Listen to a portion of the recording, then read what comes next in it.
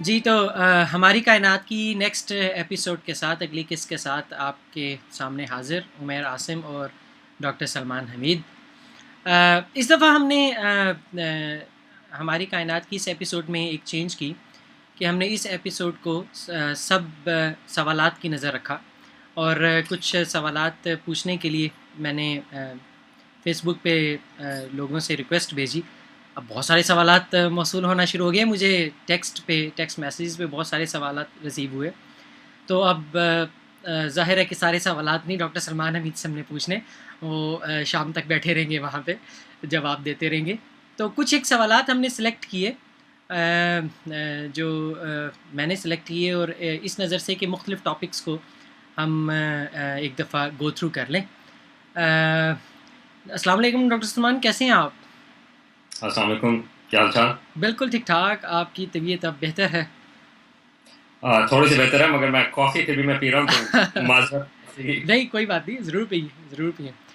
تو ڈاکٹر صاحب پہلا ہمارا جو سوال ہے وہ لاہور سے ہے. روشان بخاری نے پوچھا. انہوں نے یہ پوچھا کہ ہم نے پچھلے ایپیسوڈز میں اس کا ذکر کیا تھا, آپ نے بتایا تھا کہ ایکزو پلانٹس میں اسپیشلی کہ جب ستارے بنتے ہیں تو وہ ایک سولر نیبولا ہوتا ہے اور جس سے ستارے فارم ہوتے ہیں. تو انہوں نے یہ پوچھا کہ اگر ہر ستارہ ایک پروٹو پلانیٹری ڈسک سے بنتا ہے تو پھر تو ہر ستارے کے پاس باہر اتنا مٹیریل ہے کہ وہ پلانٹس بنا سکتا ہے. تو ہر ستارے کے پاس پلانٹس کیوں نہیں ہیں پھر؟ ہاں, تو یہ بڑا اچھا سوال ہے.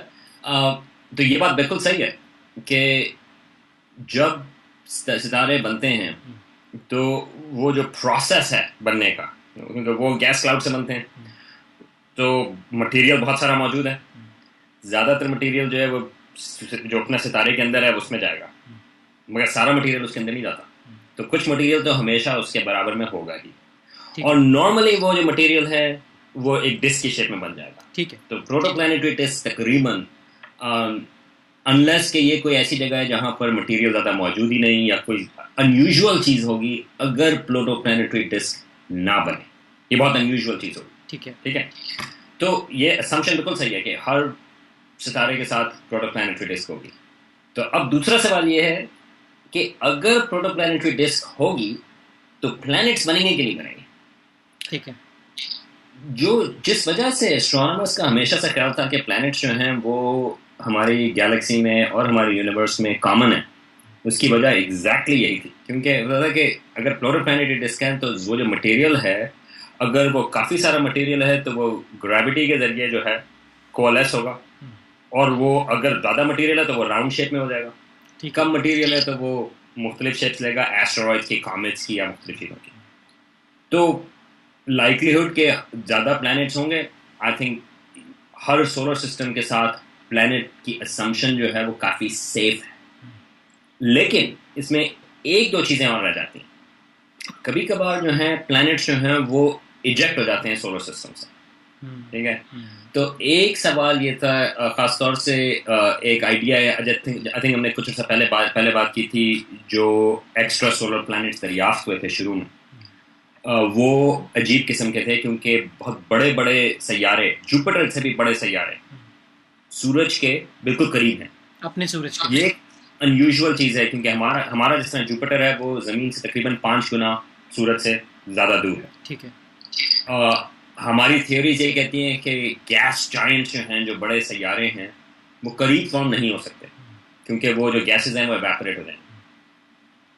اچھا, پھر جب یہ اس طرح کے نظام شمسی ملنا شروع ہوئے جس میں بڑے سیارے جوپیٹر سے بھی بڑے اپنے سورج کے قریب ہیں, تو سوال یہ پیدا ہوا کہ وہ بنے کس طرح.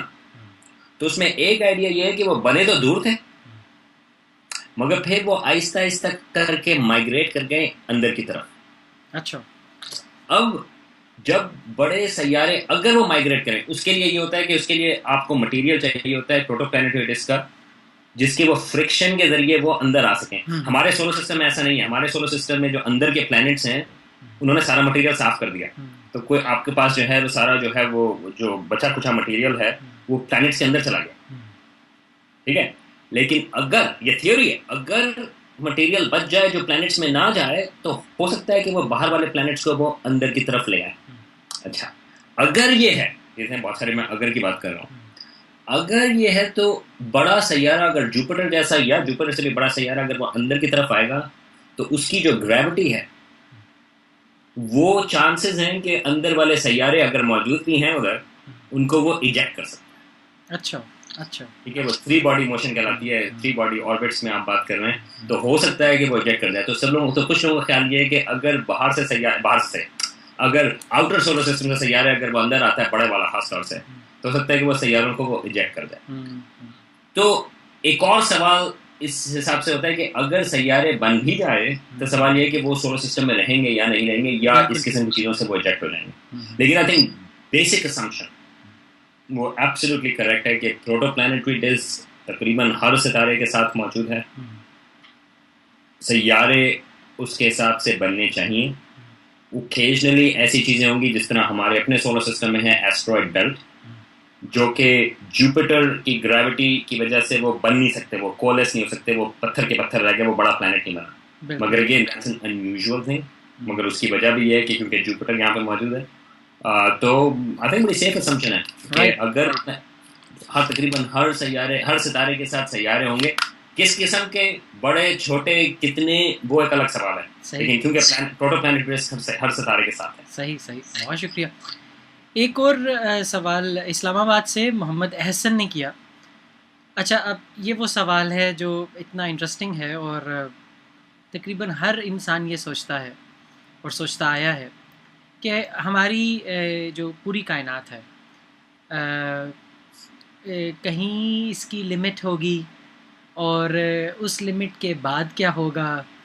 کیا ایسا ممکن ہے کہ ہم اس لمٹ سے باہر چلے جائیں؟ اور اس کو کیسے اسٹرانومی کیسے ہینڈل کرتی ہے؟ تو اسٹرانومی کے لحاظ سے تو ابھی تک جو تھیوریز تھیں، ہمیں یہ پتا ہے کہ یونیورس ایکسپینڈ ہو رہی ہے، ٹھیک ہے، اور یہ early 20th century I think 1928-29 میں پتا چلا تھا کہ یونیورس جو ہے وہ ایکسپینڈ ہو رہی ہے. یہ اس کے بارے میں کبھی بعد میں بات کریں گے کہ وہ کس طرح سے ایکسپینڈ ہو رہی ہے اور وہ ساری چیزیں. اب 1998 تھا یہ سوال یہ تھا کہ یونیورس جو ہے وہ ایکسپینڈ تو ہو رہی ہے، مگر اس کی جو ایکسپینشن ہے وہ کتنی سلو ڈاؤن ہو رہی ہے. کیونکہ خیال یہ تھا کہ یونیورس کے اندر اتنی گریوٹی ہے، اس کی وجہ سے اس کی ایکسپینشن کو سلو ہونا چاہیے. اور سوال تو اس میں جو ایک میجر فیوچر کے بارے میں جو سوال تھا یونیورس کے بارے میں، وہ یہ تھا کہ کیا یونیورس کے اندر اتنا مٹیریل، اتنا میٹر موجود ہے کہ وہ یونیورس کی ایکسپینشن کو ایک وقت پہ روکے اور پھر اس کو واپس سے کانٹریکٹ کرنا شروع کرتا ہے. ٹھیک ہے. اور ایونچولی وہ آئیڈیا یہ تھا کہ بگ بینگ یونیورس کی اسٹارٹنگ ہے اور اینڈ جو ہوگی وہ اسٹرانومرز کہہ دیتے ہیں بگ کرنچ کے نام سے، کہ وہ سارا جو ہے وہ واپس سے کولیپس ہوگا. یہ آئیڈیا اس حساب سے کہ جس طرح آپ گریوٹی لیتے ہیں، آپ پتھر اوپر کی طرف پھینکتے ہیں زمین کے اوپر، آپ پتھر اوپر پھینکیں، آپ کو نظر آئے گا کہ پتھر ابھی اوپر جا رہا ہے، ٹھیک ہے. تو یونیورس ہمیں یہ نظر آئے گا کہ پتھر اوپر جا رہا ہے، لیکن کیونکہ زمین کی گریوٹی اتنی ہے کہ ایک وقت پہ کیا ہوگا، پتھر آپ کا رکے گا اور پھر واپس گرے گا. ٹھیک ہے، ٹھیک ہے، ٹھیک ہے.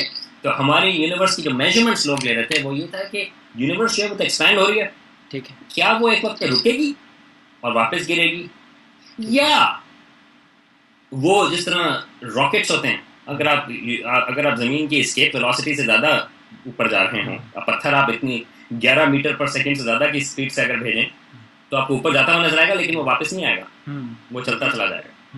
ٹھیک ہے.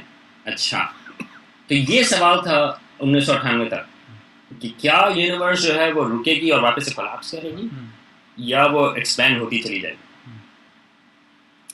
1998 میں پتہ یہ چلا کہ ایک عجیب سی چیز ہے کہ یونیورس جو ہے اس کی ایکسپینشن جو ہے وہ سلو ڈاؤن نہیں ہو رہی.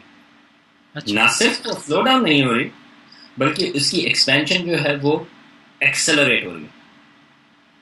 تو یہ ایک بہت عجیب سی چیز ہے کہ اس کی جو ایکسپینشن ہے وہ ایکسلریٹ ہو رہی ہے. یہ ابھی تو یہ اس کو ہم کہتے ہیں کس وجہ سے ایکسلریٹ ہو رہی ہے، یہ ایک وہ ٹرم یوز کرتے ہیں ڈارک انرجی.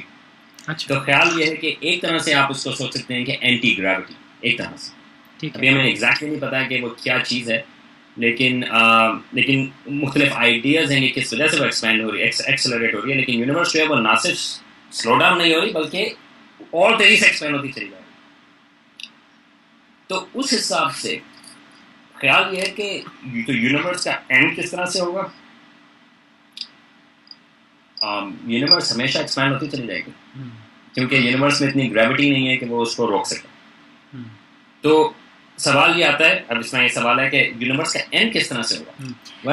میں معذرت کے ساتھ وہ غالباً یہ پوچھنا چاہ رہے ہیں کہ فزیکلی یونیورس کا اختتام کہاں ہو رہا ہے اور اس اختتام کے بعد کیا ہے.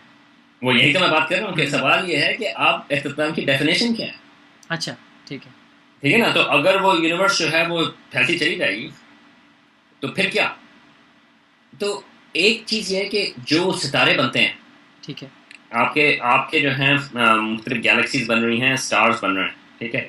آپ وہ سٹارز, وہ بات کرتے ہیں کہ ہم سب جو ہیں وہ سٹار اسٹف کے بنے ہوئے ہیں کیونکہ سٹارز بنتے ہیں اور پھر سٹارز ایکسپلوڈ ہوتے ہیں اور مٹیریل واپس لے جاتے ہیں, ٹھیک ہے, اور اس سے نئے ستارے بنتے ہیں, ٹھیک ہے. لیکن کور ہمیشہ بچ جاتا ہے. وائٹ ڈوارف ہے یا نیوٹران سٹار ہے یا مختلف چیزیں, اور ایسی گیسز ہیں اگر ڈینسٹی اتنی زیادہ نہیں ہے تو وہ گیسز جو ہیں وہ کبھی ستارے نہیں بنائیں گے. تو ایونچولی آپ کے پاس اگر یونیورس جو ہے وہ ہمیشہ ایکسپینڈ ہوتی چلی جائے گی, جو کہ لگ رہا ہے کہ ہمیشہ ایکسپینڈ ہوتی چلی جائے گی, تو آج سے اربوں اربوں اربوں اربوں سالوں کے بعد آپ کے پاس ایک یونیورس بچے گی جو کہ ایکسپینڈ ہو رہی ہے, اسپیس ٹائم اس کا ایکسپینڈ ہو رہا ہے, لیکن اس کے اندر جو ہیں ادھر آپ کے پاس نیوٹران سٹارز ہیں, بلیک ہولز بکھرے ہوئے ہیں, وائٹ ڈوارف بکھرے ہوئے ہیں, آپ کے پاس گیسز ہیں جو کہ کچھ کرنی نہیں, and that's about it. That would be a dead universe in some sense, کیونکہ اس میں کوئی ایکٹیویٹی نہیں ہو رہی, اس میں کوئی نئے ستارے نہیں بن رہے. تو وہ اگر تو اسٹرانومرز جو ہیں اسٹرانومی کے حساب سے وہ یہ دیکھتے ہیں کہ آپ کے پاس کیا بچے گا. تو اگر آپ زمین کے, یہ تو ہم بات کر رہے ہیں اربوں اربوں اربوں اربوں سالوں کے بعد کی, زمین کے حساب سے تو ہمیں 4.5 بلین سال کی بات کرنی ہے نا, کیونکہ ہمیں یہ تو ہمارے لیے اٹس این ریلیونٹ کویسچن, کیونکہ ہمارے سورج کی جو انرجی ہے وہ تو ختم ہو جائے گی خالی اگلے 4.5 بلین سال کے بعد. تو لیکن اگر آپ یونیورس کا سوال پوچھ رہے ہیں تو اس وقت یہ لگ رہا ہے کہ یونیورس جو ہے وہ کبھی بھی اس کی ایکسپینشن ختم نہیں ہوگی, اور اس کا جو اختتام ہے وہ کافی غیر ڈرامیٹک طریقے سے ہوگا, غیر ڈرامے کے حساب سے ہوگا, کیونکہ وہ جو ہے وہ خالی آپ کے پاس کچھ مٹیریل نہیں بچے گا اس میں کہ وہ کچھ انٹریکٹ کر سکے یا کچھ وہ ایکٹیویٹ کر سکے, مگر وہ ہمیشہ ایکسپینڈ ہوتی چلی جائے. شکریہ جی. ایک اور سوال پوچھا گیا, اصل میں آپ نے 3 سوالات کے جواب دے دیے تو میں وہ سکپ کر رہا ہوں. ایک اور سوال متین نے پوچھا لاہور سے, ایمیچر اسٹرانومی میں جو لوگ ٹیلیسکوپ کے ساتھ اٹیمپٹس کرتے ہیں یا امیجنگ اٹیمپٹ کرتے ہیں, تو جو ان کے پاس کیمرہ ہوتا ہے DSLR, اس سے وہ نائٹ اسکائی کو امیج کرتے ہیں, انہوں نے یہ سوال پوچھا ہے کہ اس طرح کی ایسٹرو فوٹوگرافی کی ایسٹرانومی میں کیا امپورٹنس ہے, کیا ویلیو ہے. ایسٹرو فوٹوگرافی جو ہے وہ اسینشل ہے. بغیر ایک طرح سے, کیونکہ مجھے جو ہے وہ ہسٹری کا شوق ہے, تو میں آپ اس کو ہسٹری کے حساب سے دیکھ سکتے ہیں کہ ایک وقت تھا کہ جب لوگ جو ہیں وہ اسکیچ کرتے تھے چیزیں, ٹھیک ہے, اور تو وہ آسمان پہ وہ ٹیلیسکوپ سے چیزیں دیکھ رہے ہیں اور اس کو وہ پھر اسکیچ کر رہے ہیں, اور بڑی اچھی ڈرائنگ گیلیلیو نے بھی اسکیچ کی, ہرشل ہیں, مختلف لوگوں نے جو ہیں وہ اسکیچ کی فوٹوگرافک پلیٹ سے. اسکیچنگ ایک اچھی چیز ہے. میری اسکیچنگ اگر میں 18ویں صدی میں ہوتا ہے, 17ویں صدی میں ہوتا تو میرا خیال ہے مجھے پبلش کرنا مشکل ہوتا ہے, کیونکہ میری ڈرائنگ انتہائی خراب ہے. ٹھیک ہے, تو پہلی بات تو یہ ہے کہ آپ کو ایک اسکیچنگ کے لیے آپ کو ایک اچھا ہونا چاہیے. لیکن زیادہ امپورٹنٹ چیز یہ ہے کہ اب جو اسٹرانومی ہے وہ کوانٹیٹیو ہے, آپ کو چیزیں جو ہیں وہ میجر کرنی ہے. ٹھیک. تو ایسٹرو فوٹوگرافی کے 2 فوائد ہیں. ایک تو یہ ہے کہ آپ جس طرح فوٹومیٹری کی بات کر رہے ہیں, مطلب یہ ہے کہ آپ ایکچوئل میں جو لائٹ آ رہی ہے کسی بھی ستارے سے یا نیبیولا سے یا پلانٹ سے, آپ ایکچولی اس کو کاؤنٹ کر سکتے ہیں. تو اگر آپ مثال کے طور پہ اگر آپ کوئی ویریبل اسٹار بات کریں، ٹھیک ہے، ہم لوگوں نے بات کی تھی پچھلی دفعہ یو جیم کی، یو جیمینورس کی، ٹھیک ہے، وہ جو ہے اس کی برائٹنس جو ہے وہ اوپر نیچے ہوتی ہے. بغیر ایسٹرو فوٹوگرافی کے آپ حساب لگائیں گے کہ اچھا اس کی برائٹنس جو ہے، اور اسی طرح سے لوگ کرتے تھے، آپ نے ایک اور ستارہ اس کے برابر میں ہے، آپ نے اس کے حساب سے لگایا کہ اس کے مقابلے میں مجھے یہ لگ رہا ہے کہ وہ 2 گنا جو ہے اس کی روشنی جو ہے وہ کم زیادہ ہوگی. میگنیٹیوڈ سسٹم جو ہے وہ آنکھوں کی سینسٹیوٹی کے حساب سے، ٹھیک ہے، کیونکہ وہ جو ہے وہ نیکڈ آئی سے ہوا تھا، اس کے بعد ابھی بھی ہم میگنیٹیوڈ سسٹم جو ہے وہ آنکھوں کی برائٹنس کے حساب سے دیکھتے ہیں. 1 گنا 2 گنا اور 5 گنا اگر ہو، اگر 5 میگنیٹیوڈ کا فرق ہے تو تقریباً 100 گنا کا فرق ہے ایکچوئل برائٹنس. ٹھیک ہے، لیکن بہت چانسز ہیں کہ آپ کی ایکوریسی خراب ہو. اگر آپ نے اس کو ایکچوئل میں کمپیئر کرنا ہے تو آپ کے پاس فوٹونز ہیں جو آپ ریکارڈ کر سکتے ہیں CCD سے، ٹھیک ہے، فوٹوگرافی سے. تو آپ کے پاس ایکچوئل ایکوریٹ میجرمنٹس آتی ہیں. نہ صرف یہ کہ پھر آپ اس میں چھوٹی ویریشن کی تلاش کر سکتے ہیں، یعنی کہ یہ ستارہ جو ہے وہ دوسرے ستارے سے کوئی تقریباً 5% اوپر ہوا، یہ آپ کی نیکڈ آئی کو جو ہے وہ نہیں پتہ چلے گا. تو یہ ایک تو کوانٹیٹیو وہ ہے. دوسرا یہ ہے کہ خوبصورتی کے حساب سے، ابھی میں اسٹرانومی میں اس لیے آیا تھا کیونکہ امیجز جو ہیں وہ خوبصورت ہوتے ہیں. تو اگر آپ ڈائریکٹ آنکھ سے دیکھ رہے ہیں ٹیلیسکوپ سے کیا ہو رہا ہے، تو آپ کا شٹر اوپر نہیں کھلا، آپ کی آنکھیں جو ہیں وہ پروسیس کرتی ہیں امیج جلدی. لیکن اگر آپ اس سے دیکھ رہے ہیں ایسٹرو فوٹوگرافی سے، آپ کا ایکسپوجر ٹائم بڑا لمبا ہو سکتا ہے، اور اگر لمبا ایکسپوجر ٹائم ہے تو آپ الاؤ کر رہے ہیں کہ وہ جو روشنی ہے اس کو آپ ڈپازٹ ہو رہے ہیں. تو یہ ایکچوئل میں شروع میں ایسٹرو فوٹوگرافی لیٹ 19th اور ارلی 20th سینچری میں وہ اس چیز کی تھی کہ آپ بڑی بڑی پلیٹیں لے کے گیلیکسیز کی تصویریں آپ کھینچیں.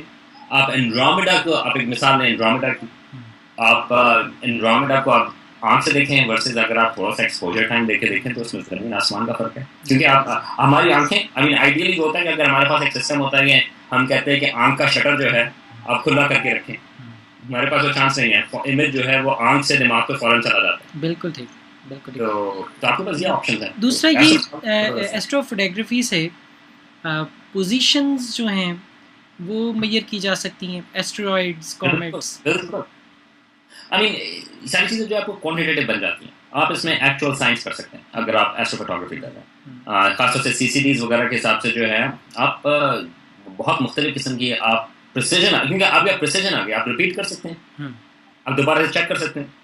CCD امیجز کے ساتھ آپ میتھمیٹکس کر سکتے ہیں، آپ سبٹریکٹ کر سکتے ہیں، ایڈ کر سکتے ہیں، مختلف چیزیں آپ اس میں امیجز کے ساتھ کر سکتے ہیں. آپ مختلف امیجز کو آپ ایڈ کر سکتے ہیں تو سینسٹیوٹی بڑھ جاتی ہے. تو اب بہت ساری چیزیں آپ کے پاس آ جاتی ہیں. اور میں نے یہ دیکھا کہ اسٹیکنگ جو ہے، فری سافٹ ویئرز اویلیبل ہیں، بہت سارے لوگ اسٹیکنگ کر رہے ہوتے ہیں اور امیجز انتہائی امپروو ہو جاتے ہیں، بہت عمدہ امیجز. پھر آپ جو ہیں وہ فینٹ آپ کو چیزیں نظر آنا شروع ہوتی ہیں. جی بالکل بالکل، ڈیم آبجیکٹس آ جاتے ہیں. تو یس، ایسٹرو فوٹوگرافی کی بہت اہمیت ہے اور ساری سائنس موسٹلی اسٹرانومی کی اسی طرح چل رہی ہے. ایک اور سوال جمال خان ہیں پشاور سے، انہوں نے پوچھا ہے، انہوں نے یہ پوچھا ہے کہ یہ جو ایک کہا جاتا ہے کہ پہلے ہم یہ یقین کرتے تھے کہ زمین کائنات کا، آسمان کا مرکز ہے اور سارا آسمان، سیارے سب زمین کے ارد گرد گھومتے ہیں اور ہم ساکن ہیں. لیکن وہ پھر سائنس نے یہ بتایا کہ نہیں، ایسا نہیں ہے. ہمارے نظام شمسی میں سورج ساکن ہے اور زمین اور باقی سیارے اس کے گرد گھومتے ہیں. تو انہوں نے کہا کہ یہ کیسے پتہ چلا، یہ کیسے کنفرم ہوا، یہ کیسے سچ ہے؟ ہاں، تو یہ دوبارہ سے تاریخ کا سوال آ جاتا ہے. تو اس میں 2-3 چیزیں ہیں. یہ آبویسلی یہ بڑی ڈبیٹ تھی، اور اگر آپ اوپر سے دیکھیں ہماری زمین جو ہے وہ، ہماری زبان جو ہے وہ آج کل بھی اسی طرح سے بات کرتے ہیں. ہم سورج کے طلوع ہونے کی بات کرتے ہیں اور سورج کے غروب ہونے کی بات کرتے ہیں، مگر اصل میں تو زمین گھوم رہی ہے. بالکل روٹیٹ. بالکل ٹھیک.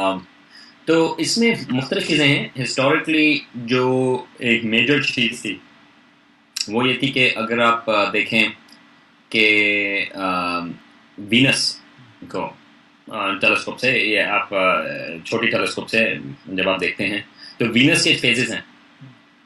وینس کے جو ہیں وہ اسی طرح کے فیزز ہوتے ہیں جس میں چاند کے فیزز ہیں. ٹھیک ہے، تو فل وینس ہوتا ہے، ہاف وینس ہوتا ہے، اور یہ تو وہ چیز خالی ایک طرح سے آپ ایکسپلین کر سکتے ہیں کہ اگر وینس جو ہے وہ سورج کے گرد گھومتا ہے. ٹھیک ہے. اچھا یہ ایک ثبوت یوز ہوا تھا کہ ساری چیزیں زمین کے گرد نہیں گھوم رہی مگر کچھ چیزیں جو ہیں وہ سورج کے گرد بھی گھوم رہی ہیں. ٹھیک ہے. ٹھیک ہے, کیونکہ اگر آپ خالی وینس کے فیزز کی بات کرتے ہیں تو اس سے یہ چیز نہیں پیدا ہوتی کہ زمین بیچ میں ہے یا نہیں ہے, کیونکہ انفیکٹ یہ ماڈل تھا ٹیکو براہے جو ایک اسٹرانومر تھا, اس کا ماڈل یہ تھا کہ سارے پلانٹس جو ہیں وہ سورج کے گرد گھوم رہے ہیں مگر سورج جو ہے وہ زمین کے گرد گھوم رہا ہے. اچھا, اس سے پھر یہ سارے فیزز جو ہیں وہ سارے ایکسپلین ہو گئے تھے. ٹھیک ہے. لیکن زمین کو اس نے پھر بھی بیچ میں رکھا. ٹھیک ہے. ٹھیک ہے, تو یہ ایک اس زمانے کے حساب سے ایک مشکل چیز تھی, لیکن سب سے جو امپورٹنٹ اگر آپ بات کریں کہ پروف ایک حساب سے تھیوریٹیکل پروف اور بعد میں پریکٹیکل ہوا, وہ پیرالیکس ہے. تو یہ ایکچولی گریکس کے زمانے میں بھی ان کو بھی پتا تھا کہ اگر زمین سورج کے گرد گھوم رہی ہے, ٹھیک ہے, تو اگر آپ ایک ستارے کو دیکھیں آگے اور اس کے پیچھے بیک گراؤنڈ میں اور ستارے, ٹھیک ہے, ستارہ جو ہے قریب ہے, آپ اسی ستارے کو یہاں سے دیکھیں گے تو آپ کو وہ اس اینگل پہ نظر آئے گا. 6 مہینے کے بعد سمجھیں کہ آپ نے جون میں دیکھا اور دسمبر میں جب آپ سورج کے اس طرف ہیں آپ نے دیکھا تو آپ کو وہ ستارہ اس اینگل پہ نظر آئے گا. تو انہوں نے ایکچولی ٹرائی کرنے کی کوشش کی تھی انہوں نے, اور یہ تو بات ہے 5ویں صدی BC کی, کہ اگر زمین گھوم رہی ہے سورج کی گرد تو, اور اس کو ہم پیرالیکس کہتے ہیں, یہ ہماری آنکھوں پہ ہم یوں کر کے آنکھیں کریں تو آپ اپنے انگلی کو آپ کر سکتے ہیں, انگلی قریب ہو تو آپ کو انگلی زیادہ موو کرتی ہوئی نظر آئے گی, اگر آپ آنکھیں کھلی بند کریں, اور اگر آپ دور کر دیں تو انگلی کم گھومے پھرے گی. صحیح. یہ ان کو یہ چیز پتا تھی, انہوں نے کہا کہ ہم اس کو ٹیسٹ کر سکتے ہیں کہ جو قریبی ستارے ہیں ان کی پوزیشن چینج ہوتی ہے یا نہیں ہوتی. اگر زمین گھوم رہی ہے سورج کے گرد تو یہ پوزیشن چینج ہونی چاہیے. انہوں نے میجرمنٹ کی اور پتا چلا کہ نہیں, یہ چینج ہے. اور یہ بہت بڑی وجہ تھی کہ جو سن سینٹرڈ یونیورس ہے وہ اس وقت اس کو نہیں مانا, زمین سینٹرڈ کو رکھا. لیکن اس کی وجہ کہ یہ کیوں نہیں نظر آیا پیرالیکس, اس کی وجہ یہ کہ ستارے بہت بہت بہت بہت زیادہ دور ہیں. کسی کو یہ اندازہ نہیں تھا کہ ستارے کتنے دور ہیں, کیونکہ اگر میں بھی آپ کو یہ مثال دے رہا ہوں, آپ انگلی موو ہوتی ہوئی نظر آئے گی, لیکن اگر یہ انگلی جو ہے آپ یہاں سے 2 میل کے فاصلے پر کر دیں مشکل ہوگی, لیکن اگر آپ یہ 2 میل کے فاصلے پر کر دیں تو آپ جتنے آنکھیں کھلی بند کر دیں آپ کو انگلی چینج ہوتی ہوئی نظر نہیں آئے گی, کیونکہ فاصلے بہت زیادہ ہیں. تو پیرالیکس کو میجر کرنے کی بڑی مشکل تھی کیونکہ ستارے بہت زیادہ دور. انفیکٹ جو پہلی دفعہ پیرالیکس میجر ہوا ہے وہ میرا خیال ہے 19ویں صدی, ارلی 19ویں صدی میں وہ میجر ہوا. تو لیکن تو اب تو میں پیرالیکس میجر کرتے ہیں, وہ ہمیں معلوم ہے. تو پیرالیکس ہے وہ سب سے بہتر اگزامپل ہے زمین کے سورج کے گرد موو کرنے کی. اور اب تو خیر آپ تو اسپیس کرافٹ بھیج دیتے ہیں, آپ تصویر کہہ سکتے ہیں, ہم گریوٹی یوز کرتے ہیں مختلف پلانٹس کی. تو لیکن I think parallax is the best way prove کرنے کی, اگر آپ نے پروو کرنا. بالکل ٹھیک, بالکل ٹھیک. تو وقت کو دیکھتے ہوئے اب میں ڈاکٹر صاحب ایک آخری سوال آپ سے کرنا چاہوں گا. شوکت صاحب ہیں گلگت سے, اور گلگت اسٹرانومی سوسائٹی کو سے انہوں نے یہ سوال پوچھا, ہمیں بھیجا. انہوں نے ان کی بنیادی خواہش ہے کہ یہ جاننا چاہ رہے ہیں کہ اسٹرانومی کو گلگت میں اسپیشلی کیسے یہ پروموٹ کریں, کیسے بڑھائیں. پروبیبلی یہ اسٹوڈنٹ ہیں ابھی, تو یہ اس میں بڑے شائق ہیں جاننے میں کہ اس کے لیے وہ کیا کاوشیں کریں, کیا کریں وہ. ہاں نہیں, اور بڑی اچھی جگہ ہے گلگت میں, جو ہے آسمان بالکل صاف ہوں گے. ہم تو اسے جیلس ہوتے ہیں, ہم تو حسد کرتے ہیں کہ یہ اتنے اچھے اسکائز میں ہیں اور ہم لاہور میں ہیں. زبردست وہاں سے جو ہے آبزرونگ ہوگی.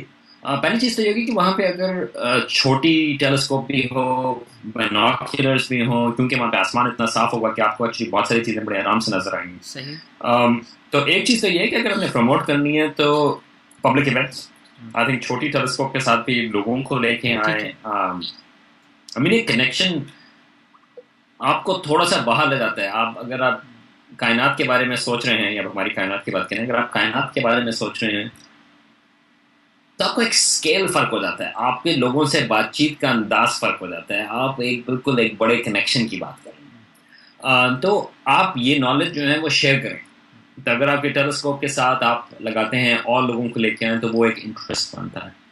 دوسری چیز یہ ہے کہ اب ماشاء اللہ وہاں پہ لاہور میں آپ لوگ کام کر رہے ہو، لاہور اسٹرونامکل سوسائٹی، کراچی میں کام ہو رہی ہے وہاں پہ، وہاں پہ آئی تھنک اسلام آباد میں بھی جی وہاں پہ اسٹرانومی کی سوسائٹی ہے، خالد ورمت جو ہیں وہ بھی وہاں پہ بھی مختلف قسم کی، وہاں پہ ان کے پاس بھی ایک جی اسٹرانومی کی بالکل سوسائٹی ہے. بالکل ایسے تو ہی. اب کئی اسٹرانومی سوسائٹیز جو ہیں وہ پاکستان میں موجود ہیں. تو اگر آپ گلگت میں ہیں، آپ کنیکٹ کر کے رکھیں، کانٹیکٹ کر کے رکھیں.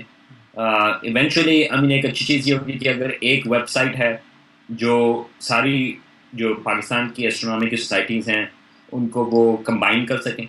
اور اگر آپ کے پاس کوئی سوال ہے، کیونکہ اصل میں چیز یہ ہوتی ہے کہ آپ کو کئی دفعہ سوال ہوتے ہیں یا کسی چیز کا پتہ نہیں ہے، یا آپ کو کسی ٹیلیسکوپ میں کچھ مسئلہ ہو گیا، آپ کس کے پاس جائیں؟ اب ہمارے پاس ای میل ہے، ہمارے پاس اسکائپ ہے، ہمارے پاس انٹرنیٹ ہے، آپ اس سے کنیکٹ ہو سکتے ہیں. تو آئی تھنک ایک طرح سے اب ہمیں سوچنا ہی چاہیے کہ سارے لوگ جو ہیں وہ کنیکٹڈ ہیں. تو اگر آپ گلگت میں ہیں اور آپ کے پاس کوئی سوال ہے تو آپ آئسولیٹڈ نہیں ہیں. آپ جو ہے وہ آپ کو میں کو آپ کو سوال بھیج سکتے ہیں، مگر آپ ایک جنرل آپ کے پاس ایک آپ لوگوں کے پاس فیس بک پیج ہے، آپ اس کے اوپر سوال بھیج دیں، مگر ایک کنیکشن ہونا چاہیے. تو آئی تھنک ایک اور طریقہ یہ ہے گلگت میں اسٹرانومی کا، کنیکٹ کریں باقی لوگ پاکستان میں جو اور اسٹرانومی کی سوسائٹیز ہیں ان کے ساتھ. بالکل ٹھیک بالکل ٹھیک. اور جیسے آپ نے یہ بتایا کہ اب جیسے فیس بک ہے، ای میلز ہیں، تصویریں شیئر ہو سکتی ہیں، بالکل ٹیلیسکوپس اب کچھ اویلیبل بھی ہیں لاہور اور کراچی میں فار سیل. پھر ایسا ہے کہ سولر اسٹرانومی اس پہ اب پاکستان میں بڑا کام ہو رہا ہے. تو یس اکوپمنٹ ہے اور شیئرنگ ایگزیکٹلی واحد چیز میں نے بھی یہ دیکھا ہے کہ جس سے اسٹرانومی پھیلتی ہے وہ شیئرنگ ہے اور پبلک ایونٹس ہیں، اوپن پبلک ایونٹس ہیں. اور solar astronomy is a good one, کیونکہ solar astronomy night time astronomy کبھی کبھار جو ہے وہ اور زیادہ مشکل ہو جاتی ہے، مگر آئی تھنک ریزلٹس جو ہیں سولر اسٹرانومی کے وہ اسٹریٹ فارورڈ ہیں اور ایکسائٹنگ ہیں، کیونکہ سورج جو ہے وہ ہر وقت بدل رہا ہوتا ہے. جی تو آئی تھنک آپ بہت کچھ کر سکتے ہیں سورج کے ساتھ. بلکہ وہ جو میرا تھوڑا سا تجربہ ہے وہ ہائیڈروجن الفا ٹیلیسکوپ سے وہ آگ سورج کے اندر سے نکلتی ہوئی دیکھنا، تو وہ لوگوں کو جو جس شہر میں مبتلا کر دیتا ہے. تو یس آؤٹ ریچ بہت امپورٹنٹ ہے. بالکل بالکل. اور جیسے ہم آؤٹ ریچ کر رہے ہیں تو اس کے ساتھ ہی ہم آج کی کیس ختم کرتے ہیں. تقریباً 6 سوال ہم نے پوچھے، اور ڈاکٹر صاحب آپ کا بہت شکریہ. آپ ہمارے لیے ہر دفعہ اویلیبل ہوتے ہیں، اور بعض اوقات ہم نے ڈیز چینج کرنے ہوتے ہیں، وہ آپ ایزیلی مان جاتے ہیں اور وہ ہم آسانی سے کر لیتے ہیں. تو ان شاء اللہ تعالیٰ نیکسٹ ٹائم پھر آپ سب لوگوں سے ملاقات ہوگی. اور میں جن کے سوالات شامل نہیں کر سکا وہ مجھے اتنا برا بھلا نہ کہ وقت اتنا نہیں تھا کہ ہم سارے سوالات اگلی دفعہ کر لیں گے ان شاء اللہ تعالیٰ. اگلی دفعہ کر لیں گے. بالکل ٹھیک ہے. بہت شکریہ جی. السلام علیکم.